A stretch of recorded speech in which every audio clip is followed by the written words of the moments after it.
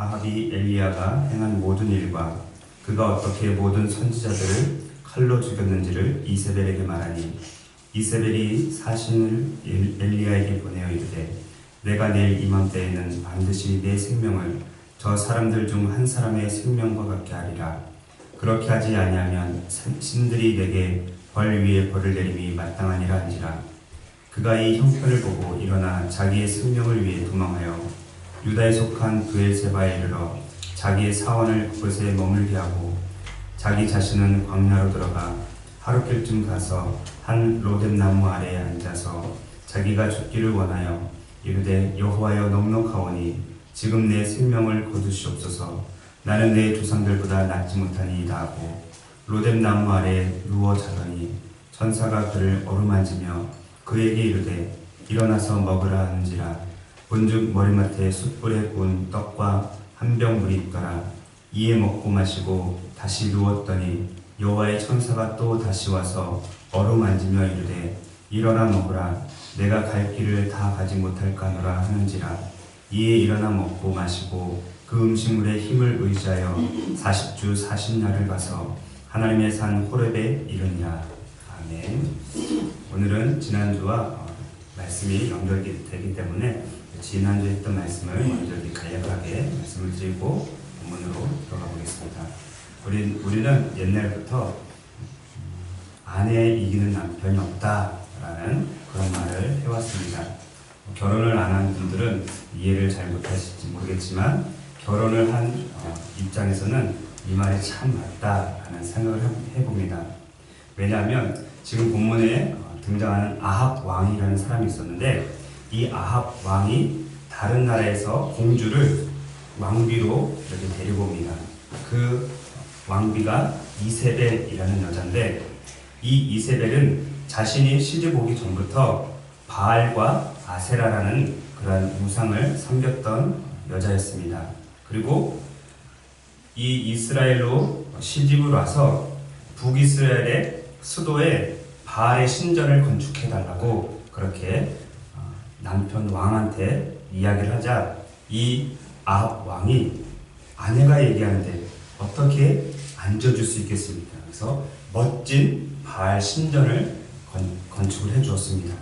그리고 이세벨은 자신의 권력을 이용해서 북이스라엘에서 하나님을 섬겼던 그러한 사람들을 쥐잡듯이 다 찾아내서 다 죽였습니다. 그리고 그나마 자신의 알량한 목숨을 구하기 위해서 적당하게 타협했던 사람들은 바알과 아세라를 섬기는 일에 더 동조하기 시작을 했습니다. 그래서 하나님을 섬기고 바알과 아세라를 섬기는 사람들, 양다리를 거치는 사람들이 늘어났던 것입니다. 그래서 성경이 이 아합 왕에 대해서 이렇게 기록을 합니다. 그는 그 이전에 이스라엘의 모든 왕들보다 심히 이스라엘 하나님 여호와를 노하시게 하였더라. 다른 이스라엘 많은 왕들이 있었지만 그 왕들보다 이 아합 왕은 하나님을 더욱 환하게 만들었다는 것입니다. 이러한 때에 한 선지자가 등장을 했는데 그 사람 이름이 뭐라고 했죠? 그렇죠. 엘리야. 엘리야의 뜻이 무엇일까요? 여자. 네? 여자. 땡. 누가 말하고? 엘리야는 잘 들어보세요. 여호와는 하나님이시다. 뭔가 잘 들어보세요. 뭔가 메시지를 주는 것 같지 않아요?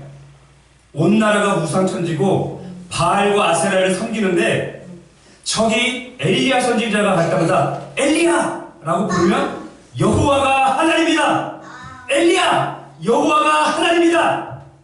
라고 지금 외치고 있는 것입니다. 강력한 메시지가 이름에 들어있는 것입니다. 우상이 난무하고 종교적으로 혼탁했던 이 시대에 엘리야는 자신의 이름만 불려지는 것으로도 사명을 감당하고 있었던 것입니다. 하지만 그의 외모는 정말로 볼품이 없었습니다. 덥수룩한 머리에 손질도 잘 안 된 낙타 털옷을 입고 허리에 무슨 가죽으로 했는지 모르겠지만 아마 양가죽이겠죠? 가죽 허리띠를 띠고 누가 봐도 한눈에 저 사람은 엘리야다 라고 알아볼 수 있을 정도로 그렇게 하고 다녔던 것입니다. 게다가 여느 선지자와 달리 이 엘리야는 문벌도 좋지 않습니다. 좋은 귀족 출신도 아닙니다. 지위가 높은 제사장 가문도 아닙니다. 존경받고 있었던 서기관 출신도 아니었습니다. 그는 길르앗이라는 촌구석에 살고 있었던 그냥 그렇게 평범한 한 사람 중에 하나였습니다. 어떤 신학자가 말하기를 이 사람은 외국인이었을 가능성도 있다라고 말했습니다. 정통 유대인이 아니란 말이죠. 하지만 하나님은 외모를 보시는 분이 아니십니다. 하나님께서 다윗을 이스라엘의 두 번째 왕으로 삼으실 때 다윗의 뭘 보셨죠? 마음 중심을 보셨습니다. 다윗 역시 왕으로 기름 부음 받을 때 정말 인간 이하의 취급을 받았던 사람입니다. 그 아버지가 자기의 양을 돌보게 하면서 사무엘 선지자 앞에 나오지도 못하겠습니다. 너무나 볼품이 없었기 때문에. 그러나 하나님은 그 마음 중심을 보시고 다윗은 내 마음에 합한 사람이다. 내 마음에 맞는 사람이다. 라고 그렇게 얘기했습니다. 아마 엘리야 선지자 역시 하나님 마음에 합한 사람이었을 것입니다. 그는 에녹처럼 하나님과 평생 동행했기 때문에 살아있는 채로 하늘로 올라가게 되었습니다. 이러한 엘리야에게 하나님의 말씀이 임합니다. 그리고 이 엘리야가 아합 왕에게 찾아가서 이렇게 말합니다. 내가 섬기는 이스라엘의 하나님 여호와께서 살아 계심을 두고 맹세하노니 내 말이 없으면 수년 동안 비도 이슬도 있지 아니하리라. 하나님께서 지금 엘리야에게 임하셨고 그 엘리야가 아합 왕에게 찾아가서 수년 동안 비도 이슬도 내리지 않을 거다라고 말합니다. 그리고 엘리야는 그렇게 얘기하고는 그 자리를 빨리 벗어납니다. 왜 그렇게 도망을 쳤을까요? 그렇죠. 그 옆에 앉아 있었던 이세벨이 속으로 너 나한테 걸리기만 해봐라 라고 그렇게 이를 갈고 있었던 것입니다. 그래서 눈치가 빨랐던 엘리야는 그 자리를 도망치다시피 하고 나왔습니다. 그리고 요단강 근처에 그릿 시내가에서 까마귀가 먹여다주는 음식을 먹고 있었는데 지금 엘리야가 뭐라고 예언을 했죠? 그렇죠. 가뭄이 올 거다. 비가 오지 않을 거다. 그랬더니 진짜로 비가 오지 않고 요단강이 말라버렸습니다. 그래서 어쩔 수 없이 다른 지역으로 가게 되었는데 시돈에 있는 사르밧 과부의 집으로 가게 됩니다. 거기서 3년 동안 머물면서 하나님께서 기적과 같은 은혜를 베풀어 주셨습니다. 이제 3년이 지난 어느 날 하나님께서 다시 한번 이 엘리야 선지자에게 임합니다. 너는 가서 아합에게 보이라. 내가 비를 지면에 내리리라. 이스라엘 전역에는 엘리야 선지자의 예언을 따라 3년 동안 비가 내리지 않고 있습니다. 여러분 3년 동안 비가 안 내리면 어떻게 될까요? 우리는 3년은 고사하고 한 3달만 비가 안 내려도 왜 이렇게 비가 안 오지? 제발 비 좀 내렸으면 좋겠다. 그리고 논바닥이 쩍쩍 갈라지죠. 강은 말라가고 그렇게 하기를 3년. 그래서 북이스라엘에 수많은 사람들이 고통을 당하고 있고 가축들이 죽어나갔습니다. 아마 성경에는 없지만 연약한 사람들도 죽지 않았을까 라는 생각을 해봅니다.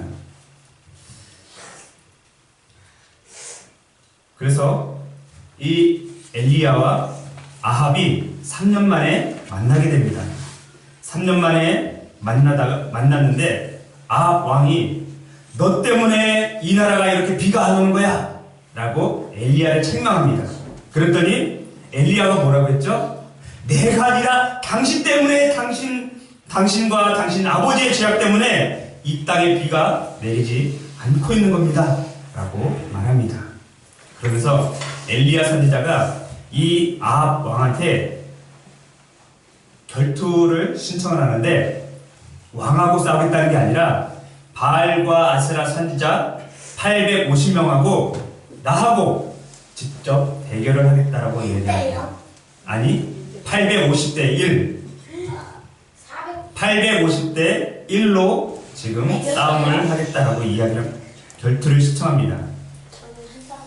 만약 엘리야가 삼손처럼 힘이 셌다면 850명까지가 그냥 한숨에 물리칠 수 있었겠지만 엘리야는 그런 사람이 아닙니다. 도저히 상식적으로 생각을 해봐도 850대 1은 싸움이 안 되는 겁니다. 게임이 안 되는 겁니다.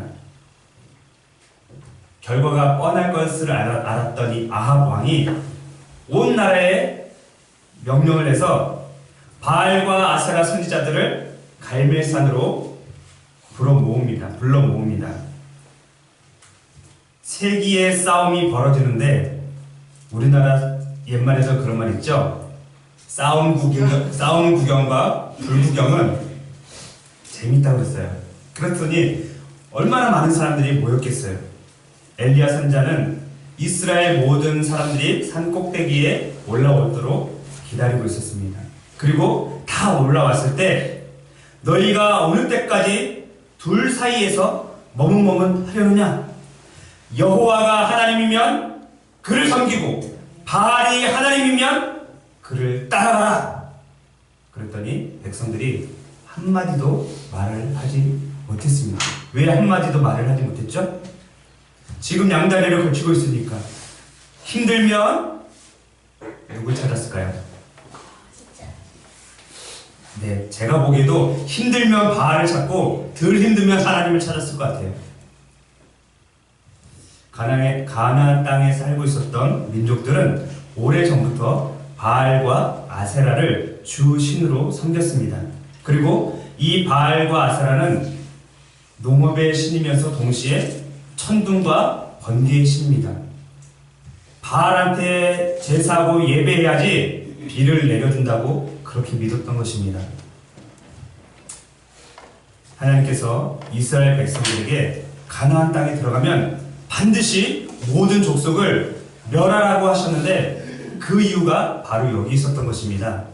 사람들을 무조건 죽여라 해서 어떤 사람들은 하나님 너무 잔인하신 분이야. 어떻게 사람들을 다 죽이라고 해? 라고 하는 사람도 있지만 이미 가나안 땅은 온갖 우상 숭배로 물들어 있었던 나라입니다. 백성들을 죽이라는 것은 바알과 우상 완전히 없애버려라 그런 의미인 것입니다. 그런데 이스라엘 백성들은 어떻게 했죠? 처음에는 하는 척 했습니다. 그러나 나중에는 안 했고 못했습니다. 그랬더니 결국 이 모양, 이 꼴을 보시기 바랍니다. 하나님 버리고 바알과 아세라를 더 섬기는 우상 천지가 되어버린 것입니다. 제가 여러분들에게 질문을 하나 던져보겠습니다. 눈에 보이는 신을 섬기기가 더 쉽습니까? 아니면 눈에 보이지 않는 신을 섬기기가 더 쉽습니까? 자, 이쪽은 보이는 신, 한쪽은 보이지 않는 신. 우리 딸, 주인은 어떤 신을 더 섬기기 쉬울 것 같아요? 보이지 않는 신. 너희는 하나님을 잘 섬기는 사람들이기 때문에 그렇게 얘기하지만 대부분은 눈에 보이는 신을 섬기기가 더 쉽습니다. 그리고 이 바알과 아세라는 큰 것부터 작은 것까지 해서 돌이나 나무나 또는 쇠로, 줌을 알아요? 줌을? 쇠를 뜨겁게 녹여서 이렇게, 그렇죠, 이렇게 뜨겁게 녹여서 어떤 틀에 넣어서 찍어내는 걸 주물이라고 하는데 작은 거는 주물로 찍어내서 부적처럼 들고 다녔습니다. 눈에 보이는 신이 더 섬기기 쉽습니다. 그런데 하나님은 어떻죠? 하나님 눈에 보이나요? 안 보입니다. 하나님은 눈에 볼 수가 없습니다. 하나님은 돌과 나무와 쇠로 만들 수도 없고 또 만들어서도 안 됩니다. 이제 설교는 안 하겠지만 나중에 조금 더 나아가 보면 엘리야 선지자가 하나님을 보여달라고 할 때 하나님은 세미한 음성으로, 지진으로도 안 보여주시고 천둥으로도 안 보여주시고 아주 작은 세미한 음성으로 나타나 보여주십니다. 하나님은 우리의 눈으로 볼 수 있는 분이 아닙니다. 그리고 처음부터 이 북이스라엘은 하나님을 섬기지 않았습니다. 북쪽 끝에 있는 단하고 남쪽 끝에 있는 부엘세바에 이 처음 왕이었던 여로보암이 황금 송아지를 만들어서 그게 신이다, 이게 하나님이다 라고 그렇게 섬기게 했던 것입니다. 그리고 왕 때는 신전을 만들어 놓고 바알과 아세라를 섬겨라 라고 그렇게 했던 것입니다. 그 사실을 너무나도 잘 알고 있었던 엘리야가 모든 백성들을 향해서 너희가 어느 때까지 둘 사이에서 머뭇머뭇 하려느냐? 여호와가 하나님이면 그를 따르고 바알이 하나님이면 그를 따르라 라고 그렇게 말을 했던 것입니다. 우리는 어떤 일에 대해서 진짜 잘못을 했다고 여길 때는 변명을 댈 수 있을까요? 핑계를 댈 수 있을까요? 나도 어떤 일에 대해서 내가 잘못을 한 것을 안다면 핑계를 댈 수가 없습니다. 변명을 할 수가 없습니다. 지금 이스라엘 백성들도 마찬가지입니다. 엘리야 선지자 앞에서 꿀먹은 벙어리처럼 단 한마디의 말도 못하고 그대로 서 있었던 것입니다. 그리고 이제 엘리야 선지자는 뒤로 돌아서 바알과 아세라 선지자들에게 다가가서 말합니다. 너희가 훨씬 많으니까 너희는 먼저 송아지를 잡고 너희의 신의 이름을 부르면서 제사를 드려라. 그리고 불로 응답하는 신이 진짜 신이다 라고 그렇게 제안을 합니다. 갈멜산은 해발 600m 정도 되는 높은 산입니다. 아마 이스라엘에서 헤르몬 산이라는 산이 있는데 그 산 다음으로 높지 않을까라는 생각이 듭니다. 재작년에 성지 순례 때 이 갈멜산에 가봤는데 갈멜산 꼭대기에 커다란 동상이 하나 세워져 있습니다. 어떤 사람이 칼을 들고 이렇게 딱 들고 그리고 한 발로는 어떤 사람을 짓밟고 있습니다. 그리고 그 발밑에는 괴로운 표정의 얼굴이 하나 새겨져 있습니다. 칼을 들고 있는 사람은 누굴까요? 스파르타. 엘리야. 그렇죠, 엘리야. 그리고 발에 밟혀 있는 사람은 누굴까요? 바알의 선지자님. 동상이 엄청 컸습니다. 그리고 그 앞에 커다란 건물을 하나 지어놨는데 옥상에 올라가서 사방을 볼 수 있게끔 해놨습니다.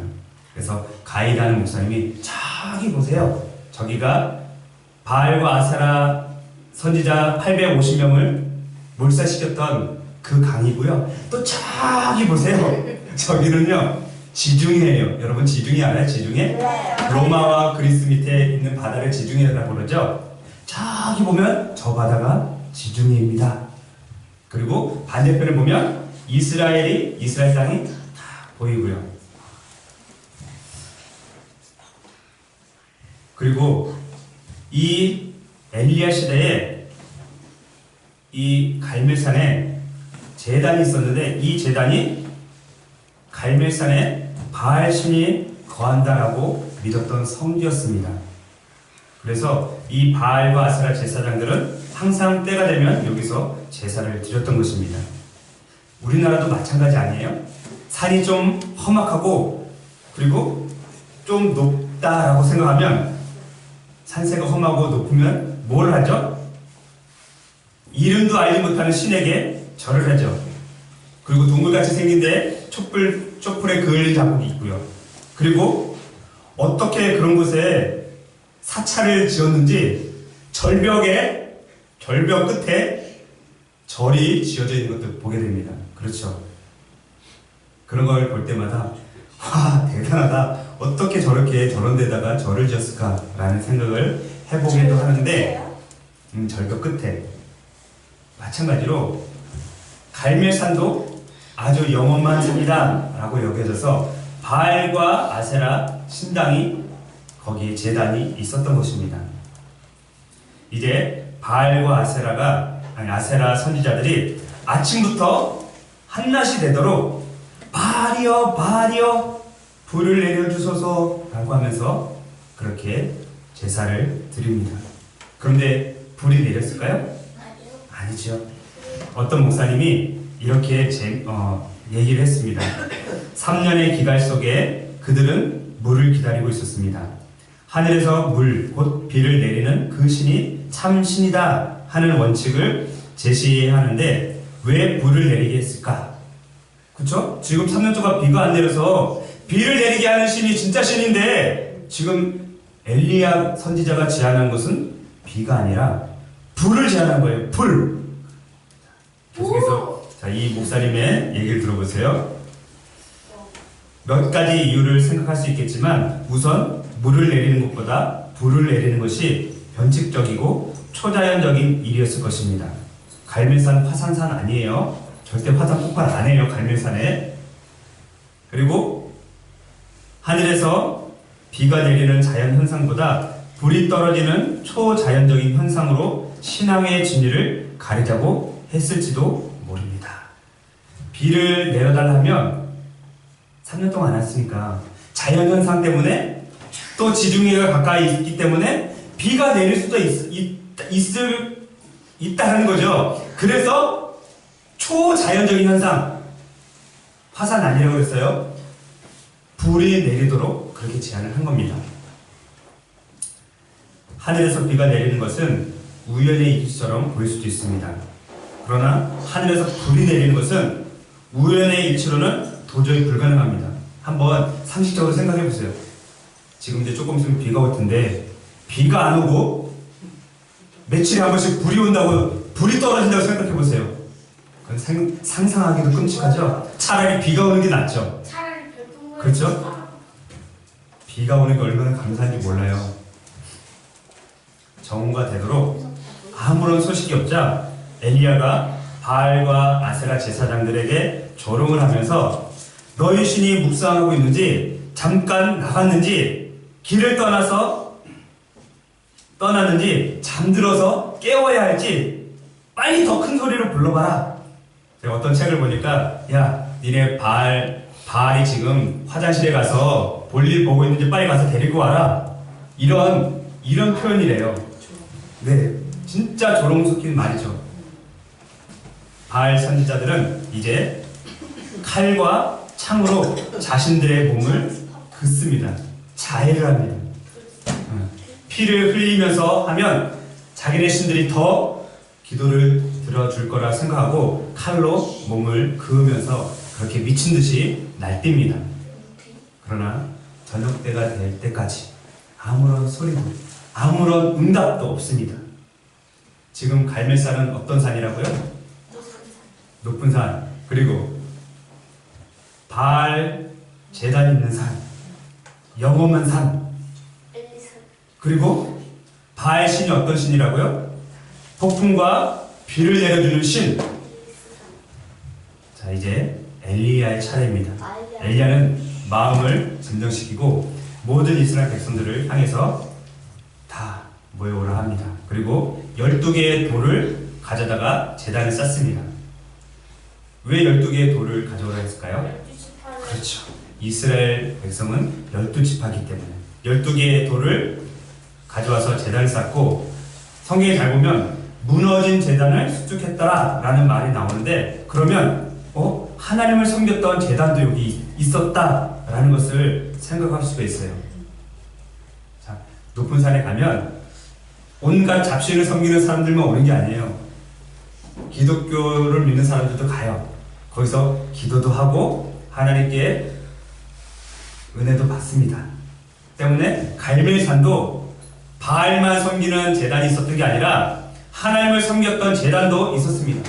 그런데 이미 무너져서 제사를 드릴 수 없는 그런 상황인 겁니다.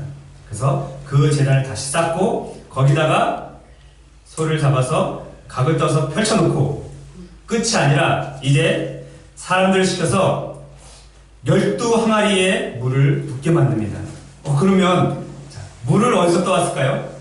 거기 바다. 그렇죠. 지난주에 아마 물이 말라서 없어졌을 텐데 어디서 떠왔을까 했는데 맞아요. 지중해가 가깝다고 그랬죠. 바닷물을 떠온 거예요. 일반적으로 제사 드릴 때 물을 붓지만 절대 바닷물을 붓지 않습니다.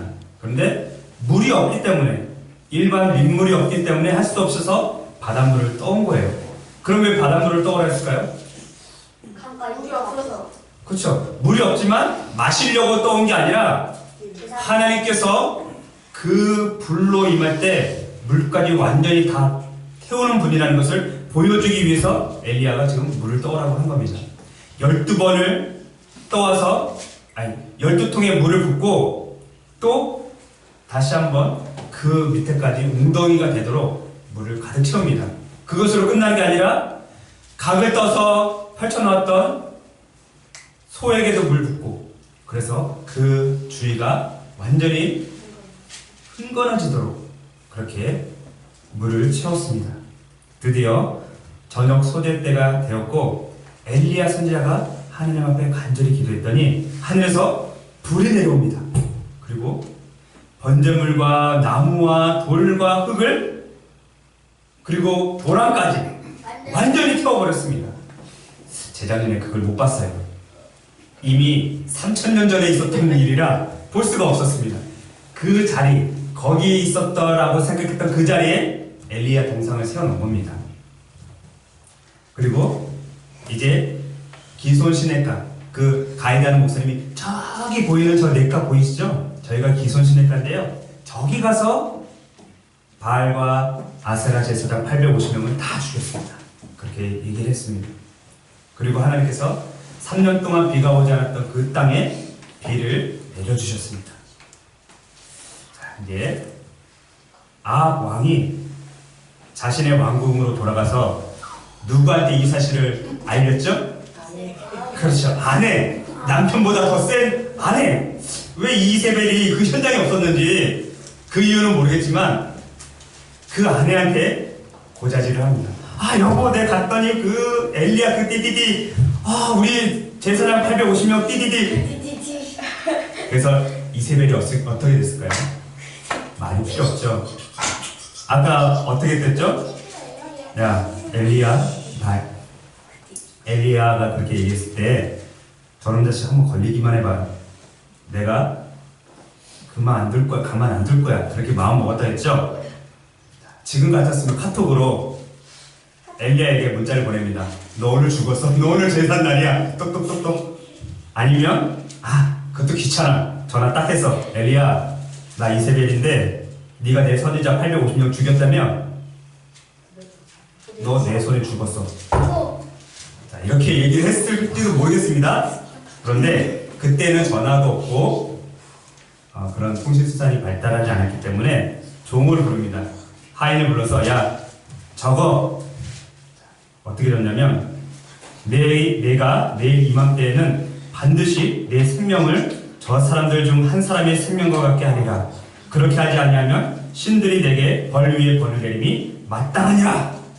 쉽게 얘기해서 너 오늘 내 손에 죽었어. 이 얘기입니다.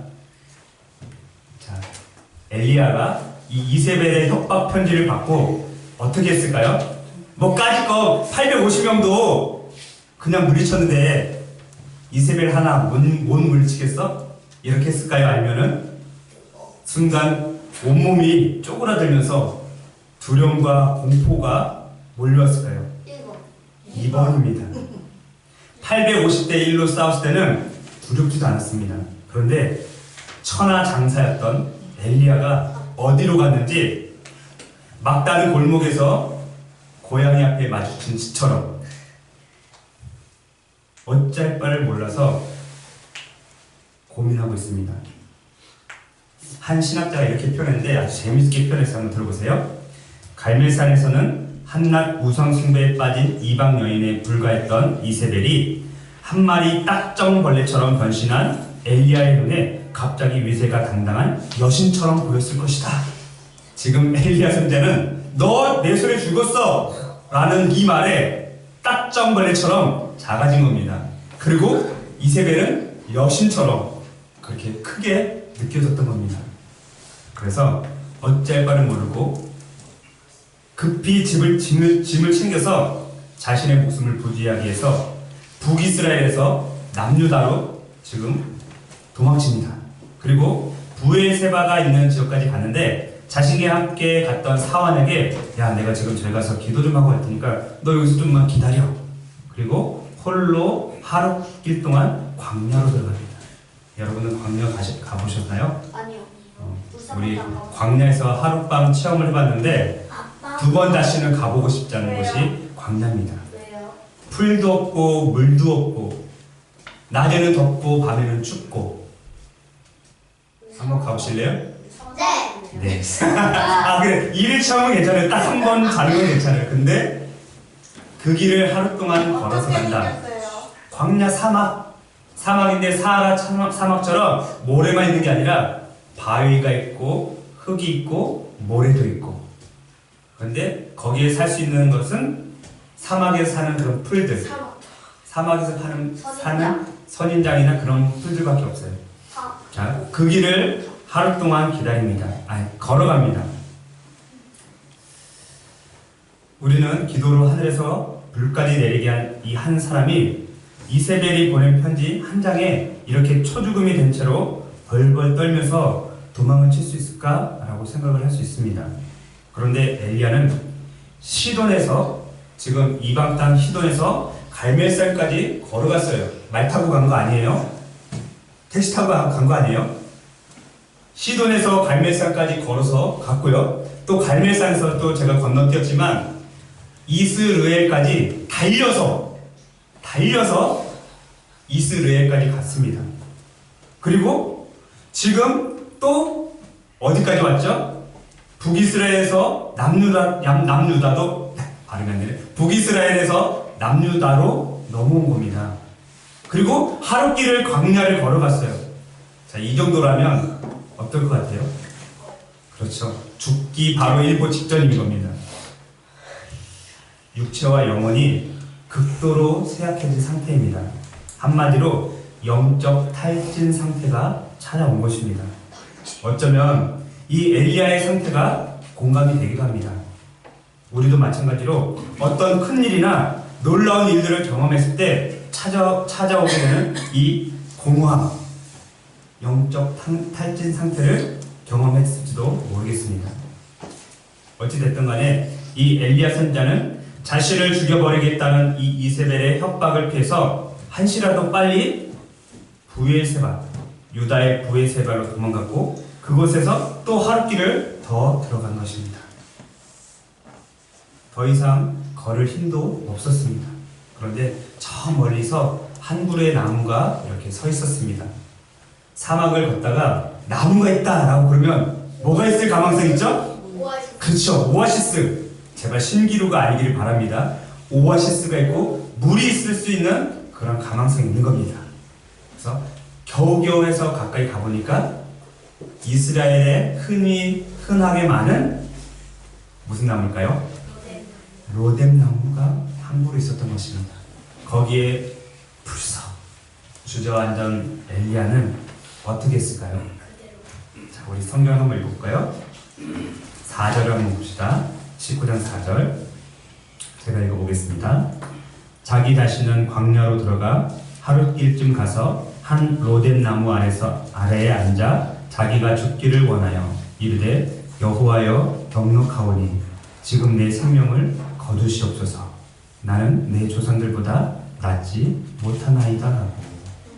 지금 엘리야는 영적으로 탈진한 상태입니다. 육체와 영혼이 극도로 쇠약해져서 살 희망이 없었습니다. 그냥 하나님 저 죽여주세요. 차라리 죽는 게 나을 것 같습니다. 그렇게 기도를 한 것입니다. 영적 탈진 상태에 빠진 엘리야의 기도는 아주 짧고 간략했습니다. 그리고 스르르 잠이 들었습니다. 얼마나 오랫동안 잠이 들었는지 모르겠지만 하나님께서 보낸 천사가 엘리야를 이렇게 쓰다듬습니다. 옆구리 안 쳤어요? 옆구리 한 대 맞은 사람 있어요, 천사한테. 그렇죠. 베드로는 옆구리 한 대 딱 맞았지만 엘리야는 옆구리 안 맞았어요? 쓰다듬었어요. 이렇게. 엘리야야. 그랬더니 엘리야가 딱 일어납니다. 정신이 아직 모락가락합니다. 그랬더니 천사가 일어나서 먹어라. 뭘 먹으라고요? 딱 보니까 고기와 물이 있었습니다. 그쵸, 진짜 맛있었을 거예요. 지금은 배가 불러서 뭘 먹어도 맛이 없지만 며칠 동안 굶었을 수도 있어요. 이 엘리야는 진짜 맛있게 먹었어요. 그리고 또 잠이 듭니다. 또 천사가 나타나서 이번에도 한 번 더 쓰다듬는다. 일어나 먹어라. 네가 갈 길을 다 가지 못할까노라. 그래서 엘리야가 이번에는 또 먹고 마시면서 어떻게 됐냐면 육체가 힘을 얻었어요. 그리고 밥을 먹으니까, 빵을 먹으니까 영혼도 힘을 얻게 된 거예요. 제가 말씀을 준비하다가 한 복음송이 생각이 났습니다. 힘들고 지쳐 낭망하고 넘어져 일어날 힘 전혀 없을 때 조용히 다가와 손 잡아주시며 나에게 말씀하시네. 나에게 실망하며 내 자신 연약해 고통 속에 눈물 흘릴 때에 못자국 난 그 손길 눈물 닦아주시며 나에게 말씀하시네.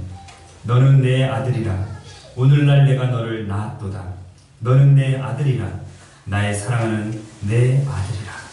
아마 이 찬양이 그때 지어졌다면, 3000년 전에 지어졌다면 엘리야의 상황과 너무나 맞는 찬양 아닙니까? 그렇죠? 이제 엘리야는 제정신이 돌아왔어요. 그리고 하나님 나 죽여주세요 이렇게 안 했어요. 육체가 회복이 되니까 영혼도 회복이 된 겁니다. 그리고 천사가 가져다 준 음식을 먹고 또 힘을 내서 얼마 동안 걸어가냐면, 놀라지 마세요, 40일 동안 걸어갑니다. 그 다음 절 한번 보세요. 8절에 보니까 이에 일어나 먹고 마시고 그 음식물의 힘을 의지하여 40주 40야를 가서 하나님의 산 호렙에 이르니라. 무슨 뭐죠? 그쵸. 삼손도 아니고 무슨 그 캡틴 아메리카도 아니고 헐크도 아니고 어떻게 40일 동안 밤낮 걸어서 호렙산까지 갈 수 있었겠습니까? 왜 호렙산으로 갔죠? 살라고 물이. 그렇죠. 아니요, 그건 아니고요. 살라고 간 거예요. 호렙산은 모세가 하나님을 만난 곳입니다. 하나님께서 이 엘리야를 살려주려고 호렙산으로 부르신 겁니다. 이제 말씀을 맺겠습니다.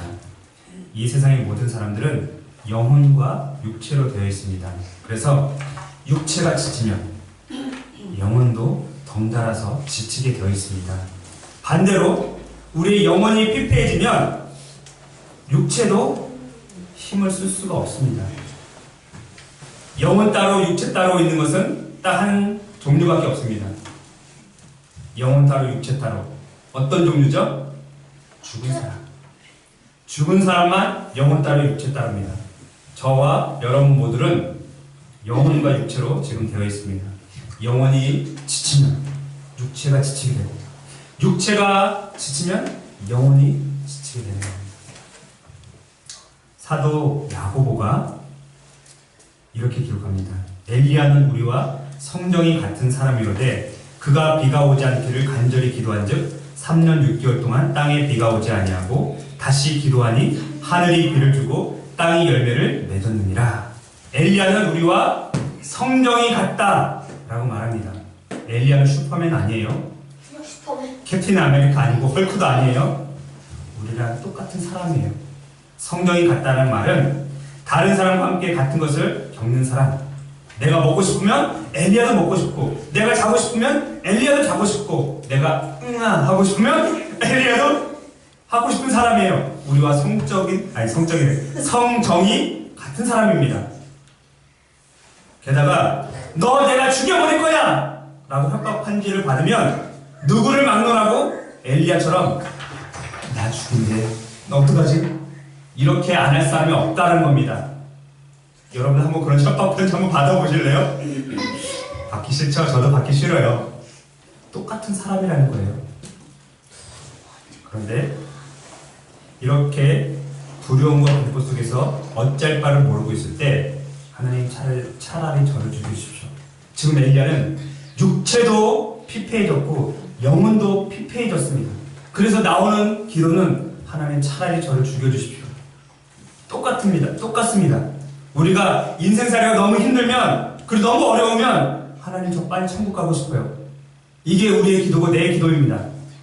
아니라고요? 그렇게 아니라고 말할 사람 없을걸요? 아니라고 말하는 사람 아직은 주성이처럼 육체가 힘이 있고 영혼이 힘이 있는 사람이 그렇게 얘기하지만, 너희도 쓴맛, 단맛, 매운맛, 짠맛 다 겪어보면 하나님 차라리 나 천국 가고 싶어요 라고 말할 때가 있을 거야.